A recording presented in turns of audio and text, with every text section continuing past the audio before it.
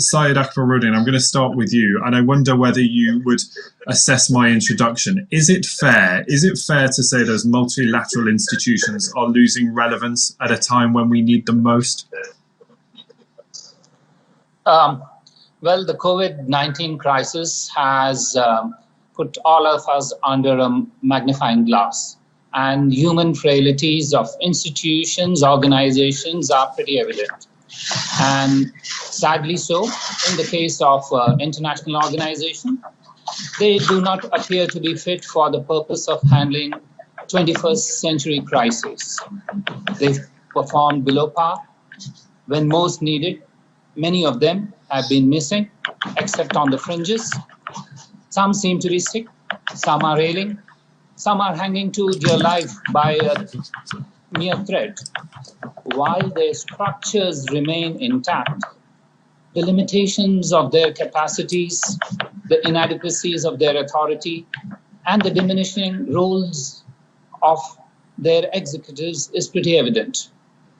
So if I would like to sum up, I would say yes, multilateral organizations have been a collateral damage of COVID-19, but this was in the making for some time. What has happened is the shortcomings are now visible, and obviously we need to address them. Syed, let me bring you in again on this, because Richard there talking about the need for these organizations to work together for the common good, and Tanya touching on the fact of, there are so many differences now that even on a world stage, people are no longer shamed into action by the collective action of a multilateral group. I wonder, when we talk about the common good and these organizations working for the common good, is there still such a thing as the common good? Well, that's the underpinning of all international cooperation, whether multilateral or bilateral or plurilateral.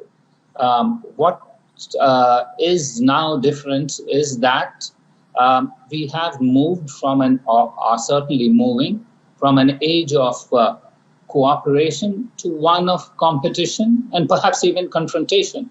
And that's why we are seeing some of these institutions not measuring up, because they were built with the goals of working in a cooperative manner.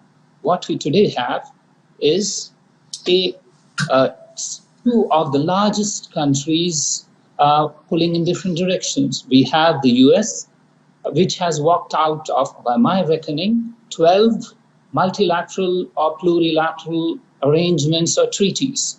And this is not a small number. On the other hand, we have another country, and this is China, trying to work or game the system to the detriment of the others. So obviously, we have a conflict of interest there, and therefore you are not going to get the cooperation that was underpinning the plans that multilateral organizations stood for. However, that said, let me just make one point to add to what Ashok said, and that is the problems of modernity require us to cooperate. He mentioned cyber, but I could mention several others: environment, climate change, data, geoengineering.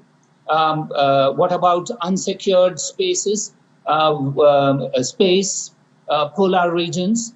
All of these cry for solutions of problems without passports. And we will require that cooperation. Whether these are the systems that will lead us there, whether we require new systems, is the only issue at debate. We will require international cooperation. Countries like us will certainly require more and more of cooperation.